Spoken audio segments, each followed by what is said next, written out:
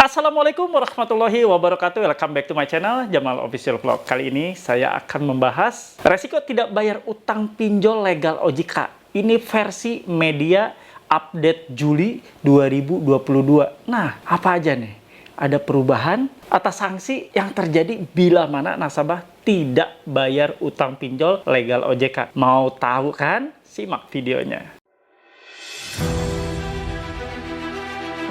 Jangan pernah takut oleh ancaman dan teror dari DC pinjaman online.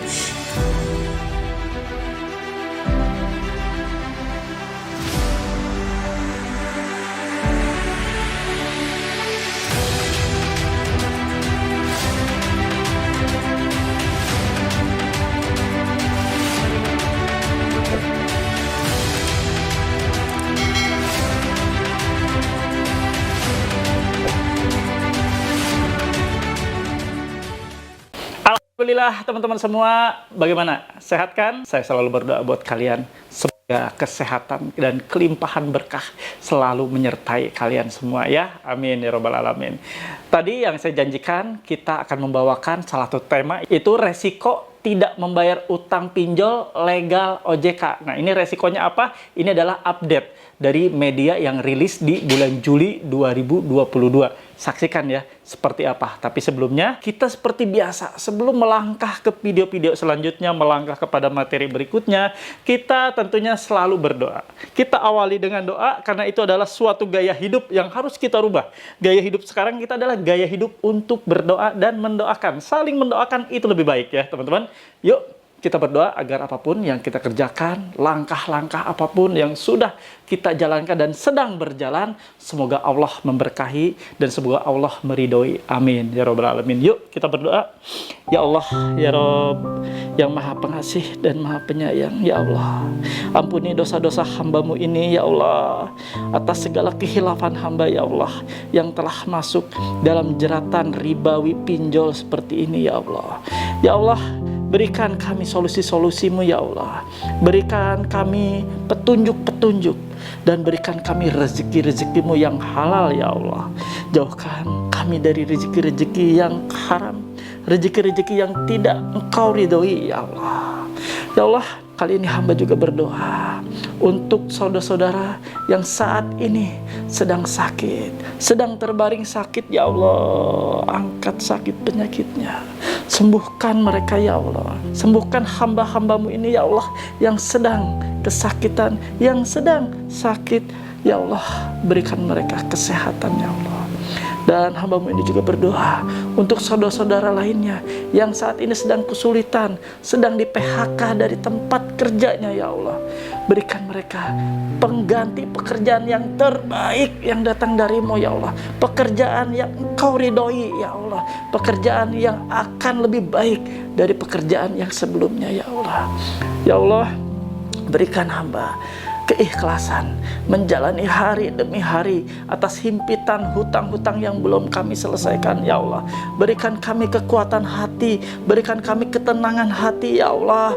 Berikan kami juga kedamaian ya Allah, agar kami mampu menjalani segala macam bentuk teror, bentuk intimidasi yang saat ini terjadi dan menimpa kami ya Allah.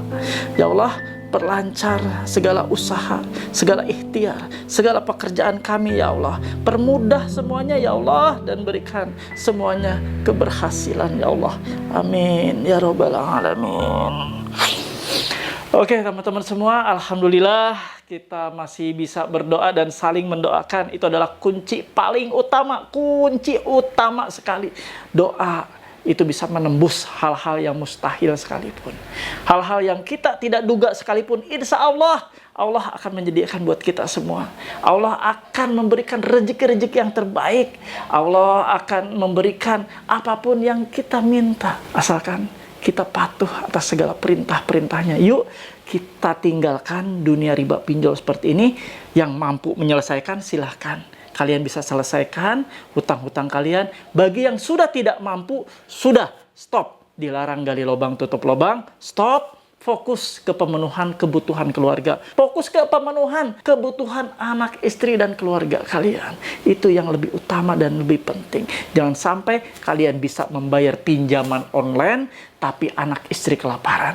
Jangan sampai Anda bisa membayar pinjaman-pinjaman online, Anda sendiri kewalahan, rumah tangga carut-marut, semuanya berantakan. Jangan sampai ya, kita bisa tunda dulu untuk kewajiban pembayaran, kita bisa nanti sambil mengumpulkan, yang pasti fokus dan lebih produktif lagi untuk menghasilkan kegiatan-kegiatan yang positif untuk memenuhi kebutuhan dapur dan keluarga Anda. Ya, oke, paham ya sampai sini? Yuk, kita melangkah ke video yang akan saya bawakan, yaitu tentang resiko ya, resiko yang paling mengerikan tidak membayar utang pinjol legal OJK ya. Ini khusus yang legal OJK. Ini sudah dirilis oleh media ya, media yang terupdate. Ini saya ambil dari Detik Finance. Saya ambil, saya screenshot, dan saya nanti akan perlihatkan seperti apa sih resiko yang mengerikan dari tidak membayar utang pinjol legal. Ini adalah rilis update ya di bulan Juli 2022. Apa saja sih? Apa saja yang resiko yang terberat mengerikan ya untuk nasabah-nasabah khususnya ya, nasabah-nasabah pinjaman online legal. Kita tanpa membuang waktu, kita lihat saja ya seperti apa. Nah, ini dari Detik Finance ya. Saya coba baca judulnya. Jangan coba-coba. Ini resiko mengerikan kalau nekat tak bayar utang pinjol ya. Di sini Minggu 24 Juli ya dirilisnya. Di sini saya langsung aja ya loncat ke apa saja sih resikonya. Resiko yang terberat apa saja nanti saya akan bacakan, dan nanti seperti biasa akan saya review dari apa yang sudah saya tampilkan. Yang pertama saya bacakan yaitu bahwa Anda bila tidak membayar pinjol legal OJK ya. Pinjol legal OJK ini resikonya yaitu satu, ini rilis yang terbaru yaitu Anda akan masuk blacklist slick OJK. Ya, di sini bahwa saat mengajukan pinjaman atau kredit masyarakat biasanya akan diminta melampirkan sejumlah data pribadi, KTP, KKN, PPT, stasiun gaji. Jika masih ada tanggungan utang dari pinjol legal yang belum lunas, maka pengajuan tidak akan diterima. Nah, ini saya tidak akan bacakan semua ya, jadi saya hanya dibacakan yang penting-pentingnya saja. Jadi, bila Anda sampai dengan bulan Juli ini ya tidak melakukan pembayaran utang pinjol legal ini, Anda tidak akan pernah bisa mengajukan pinjaman lagi, alias data Anda masuk blacklist slick OJK. Lalu yang kedua, bahwa di berita ini disebutkan akan dikejar-kejar debt collector. Debitur yang selalu mangkir dari pembayaran pinjol legal pasti akan dikejar-kejar debt collector yang melakukan penagihan secara langsung ke rumah. Hal itu akan dilakukan setelah sebelumnya sudah diingatkan melalui SMS, email, dan telepon. Nah, nanti akan saya kupas dan saya bahas juga ya. Ini saya hanya membacakan masing per masing dari item yang disebutkan oleh media ini ya.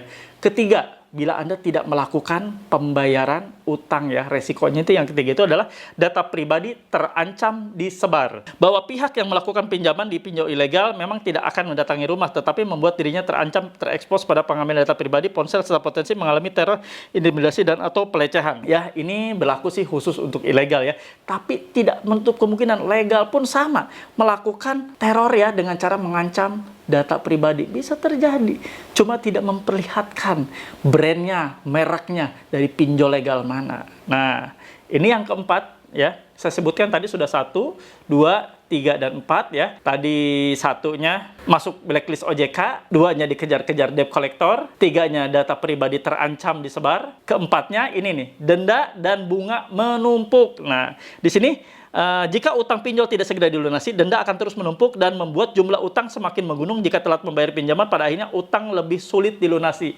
Nah, ternyata inilah yang terakhir. Resiko yang paling mengerikan menurut versi dari media Detik Finance ini. Berarti tidak ada sesuatu yang update yang mengerikan dari tidak membayar utang pinjol legal OJK ini.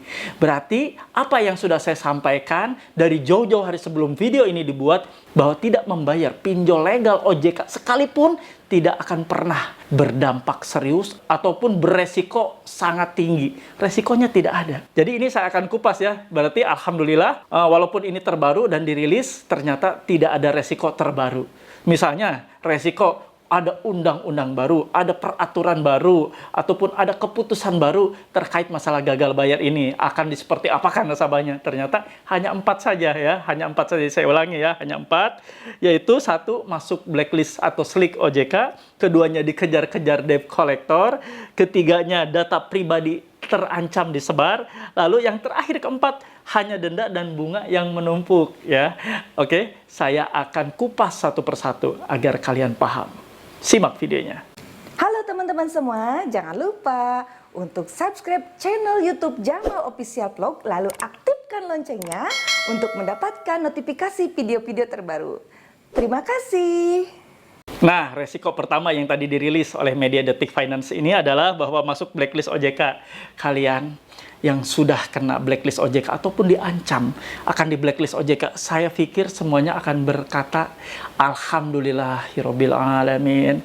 Karena kalian pasti akan bersyukur. Karena kalian kalau sudah dimasukkan SLIK OJK berarti kalian dipaksa, benar-benar dipaksakan diri untuk tidak melakukan pinjaman online lagi, untuk tidak ngutang lagi. Artinya Anda benar-benar istiqomah, hijrah, tidak berhutang lagi.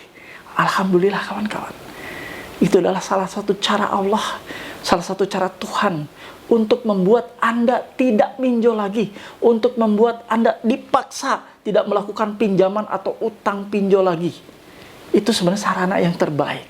Sarana untuk mengikat diri Anda tidak lagi terjerumus atau terjerat dalam riba pinjol seperti ini.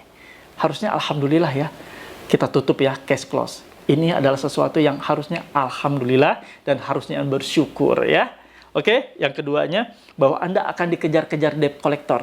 Kita tidak akan pernah takut dan saya berharap siapapun nasabah dimanapun berada, apalagi yang menonton video saya ini, jangan pernah takut dikejar debt collector. Justru harus yang terjadi adalah debt collector takut terhadap kita, takut menghadapi kita, takut bertemu dengan kita. Kenapa sih harus takut bertemu kita?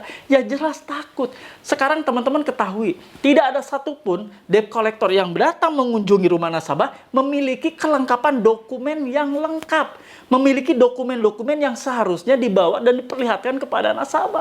Coba, mereka punya ID card, oke, mereka punya ID card. Mulai yang bermasalah adalah surat tugas. Mereka tidak bisa menunjukkan surat tugas yang semestinya. Yang di dalam surat tugas itu ada nama debitur. Tertuju kepada nasabah misalnya nama Maman Abdurrahman. Alamat Jalan Ciwaringin misalnya kan. Lalu di sana tertera juga berapa nilai tunggakan yang terupdate. Lalu di sana juga ada nama pemberi tugas dan penerima tugas. Serta ada masa expired dari surat tugas tersebut. Ada stempel basah dari perusahaan, ada tanda tangan, ada kop surat di atasnya. Tidak mungkin pernah ada yang ditunjukkan seperti itu. Surat tugas yang benar-benar surat tugas yang tertuju kepada nasabah siapa? Yang terjadi saat ini adalah surat tugas yang isinya tertuju kepada seluruh nasabah. Misalnya, seluruh nasabah kredit pintar, seluruh nasabah aku laku. Tidak ada yang spesifik bahwa tertuju kepada nasabah siapa. Kalau seperti demikian, Anda tidak usah menerima dari orang-orang atau juru tagih seperti ini. Karena tidak tertuju dan tidak spesifik kepada Anda. Ada yang beralibi, oh ini pinjaman online, segala sesuatunya online. Ini kah ada loh di handphone. Jadi online, satu persatu nasabahnya online, nggak bisa. Kalau Anda bilang atau beralibi bahwa ini adalah pinjaman online, tentunya Anda tidak usah datang ke rumah nasabah. Cukup saja online. Nggak usah Anda datang. Nggak usah Anda visit dan kunjungan atau mengunjungi rumah nasabah. Cukup dong. Kalau Anda bilang bahwa ini adalah sifatnya online, ya sudah nagihnya pun online. Benar nggak?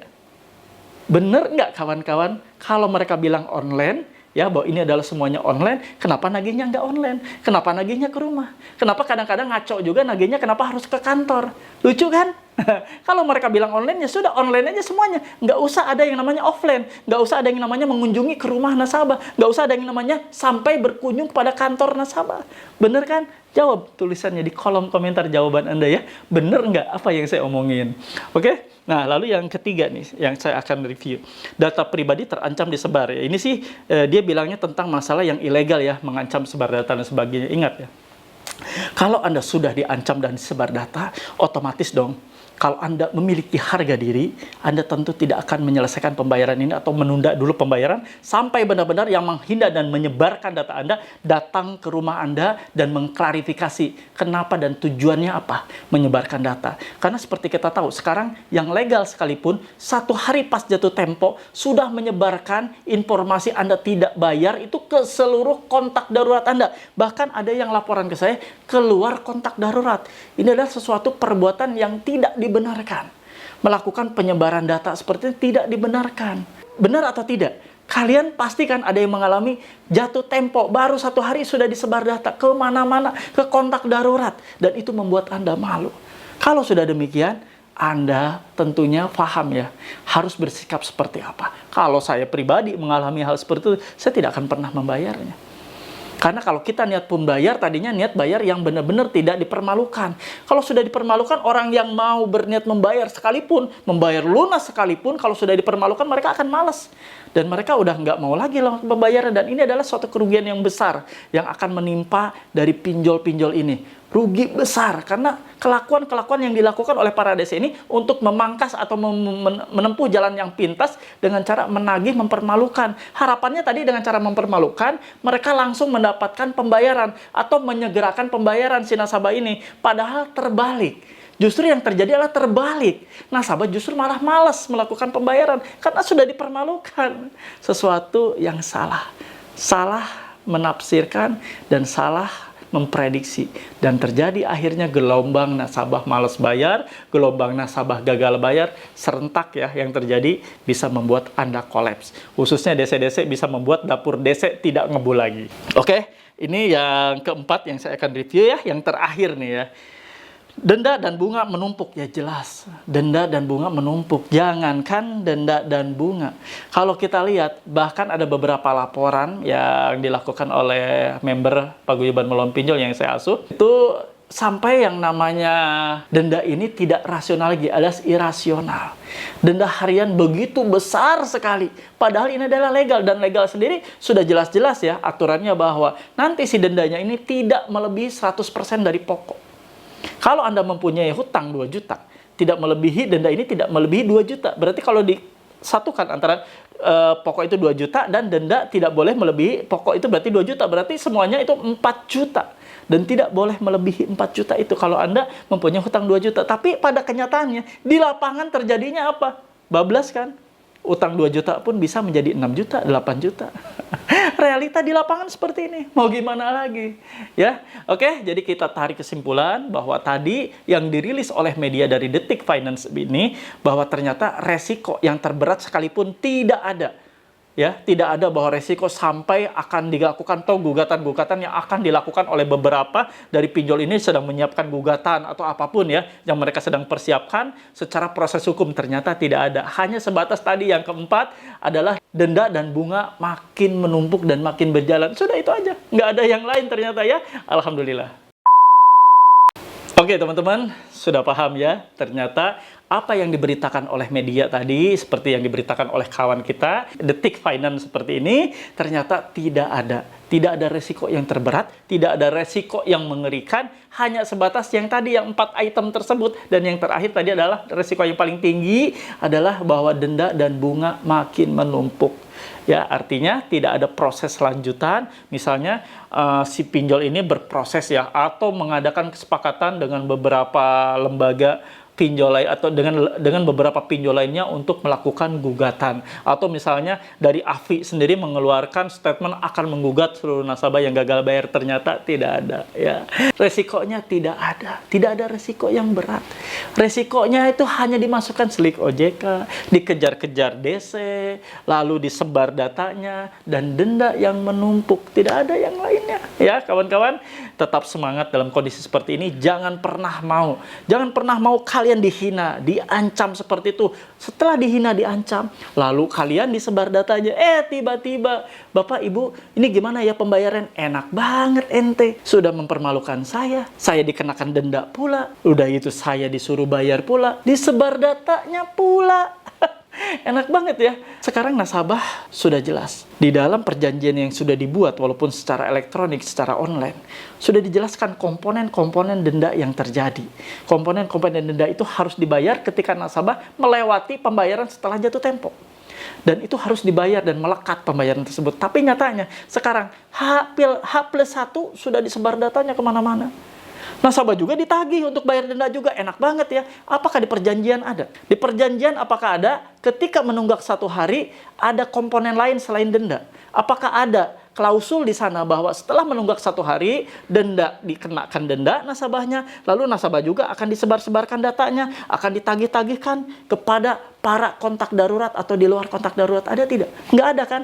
Jadi Anda tuh egois. Dari pihak pinjol ini ego ya, menjalankan egonya sendiri. Mereka maunya menang sendiri. Dengan cara apa? Dengan cara 1 hari jatuh tempo langsung disebar ke kontak darurat. Sudah gitu Anda juga menetapkan komponen denda. Suruh dibayar juga nasabah dendanya ya. Kurang ajar kan? Denda suruh dibayar, dipermalukan. Iya, disebar datanya. Mending nggak usah bayar aja sekalian ya. Yang disebar datanya tidak usah bayar, silahkan nanti bayar setelah orang yang menyebarkan datanya datang ke rumah Anda untuk klarifikasi kenapa data Anda disebar ke kontak darurat.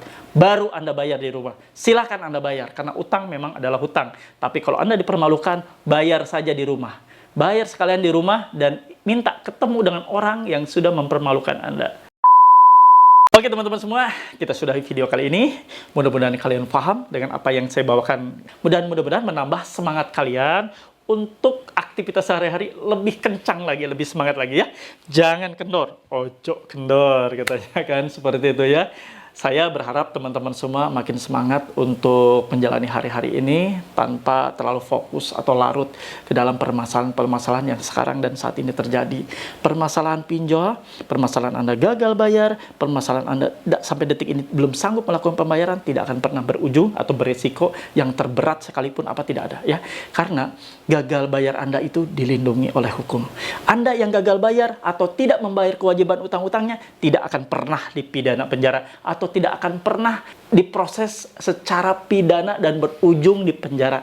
Karena di amanat undang-undang nomor 39 tahun 1999 di pasal 19 ayat 2, ini adalah undang-undang tentang hak asasi manusia, yaitu yang bunyinya adalah bahwa tiada seorang pun bisa dihukum pidana penjara karena putusan pengadilan akibat tidak melakukan kewajiban pembayaran utang piutang. Nah, yang punya utang tidak akan mungkin bisa dipenjara dan dipidana. Itu sama sekali tidak mungkin karena ini adalah amanat undang-undang. Bukan kalimat mengada-ngada yang saya keluarkan. Bukan juga menurut Bapak polisi, bukan juga menurut Bapak jaksa, bukan menurut Bapak hakim, tapi menurut undang-undang yang sudah menjadi hukum positif di Indonesia yang sudah diundangkan ya, dan harus berlaku dan dijalankan oleh seluruh aparatur negara, khususnya penegak hukum. Oke, teman-teman semua sudah paham? Kita akan sudahi video kali ini. Semoga teman-teman mendapatkan keberkahan atas menonton video ini dan mudah-mudahan teman-teman mendapatkan tambahan ilmu dan wawasan. Dan mohon bantu ya, kawan-kawan yang belum subscribe channel saya, bantu dong, bantu untuk di-subscribe channel Jamal Official Vlog, lalu diaktifkan loncengnya agar Anda mendapatkan notifikasi setiap video terbaru yang saya upload setiap harinya. Video saya setiap hari pasti baru. Ada 2 video saya upload pasti ya, 2 video itu di sore hari dan di malam hari. Silakan Anda menonton. Pasti inovasi semua ya, inovatif, informatif, dan sekaligus update apapun tentang terkait masalah dunia gagal bayar atau dunia pinjaman online. Oke teman-teman semua, untuk seluruh subscriber saya dimanapun berada, saya mendoakan kalian, ya Allah berkahi seluruh subscriber saya dimanapun berada yang saat ini menonton. Ya Allah, berikan mereka keberkahan hidup, berikan mereka kesehatan, dan berikan pula mereka kedamaian dan ketenangan hati selama menjalani gagal bayar pinjaman online ini. Amin ya rabbal alamin. Oke teman-teman, nah ini doa penutup ya, tadi untuk subscriber, ini doa penutup buat kalian semua. Mudah-mudahan ya, dengan ditutupnya doa, dibuka juga dengan doa, insya Allah siapapun yang menonton video ini bukan hanya menonton, tidak sia-sia Anda menonton, tapi disinilah kita saling mendoakan agar apapun yang terjadi di dalam hidup dan kehidupan kita, Allah selalu ada dan selalu membersamai kita atas setiap masalah-masalah yang terjadi. Yuk kita doa. Ya Allah, ya Rabb, pemilik alam semesta ini, ya Allah, hamba mohon ampunan-Mu. Ampunilah segala dosa-dosa hamba-Mu ini ya Allah, dosa ibu bapak hamba ya Allah, dosa semua saudara-saudara hamba ya Allah, rekan, sahabat dan keluarga hamba ya Allah. Ya Allah, ringankanlah langkah hamba-Mu ini untuk mengais rezeki yang datang dari-Mu ya Allah. Ridhoi langkah-langkah kami ya Allah, permudah semuanya ya Allah, berikan semuanya kelancaran ya Allah, dan berikan semuanya keberhasilan ya Allah. Amin ya rabbal alamin. Alhamdulillah, usai sudah video kali ini. Sekali lagi semoga mendapatkan keberkahan atas tayangan dalam video ini, dan kalian bisa bantu share video-video ini agar bisa menjangkau kawan-kawan yang lainnya dan bisa menjadikan manfaat buat mereka semua, insya Allah ya. Terima kasih, saya pamit undur, sampai ketemu di episode selanjutnya. Wabillahi taufiq wal hidayah, wassalamualaikum warahmatullahi wabarakatuh. Bravo.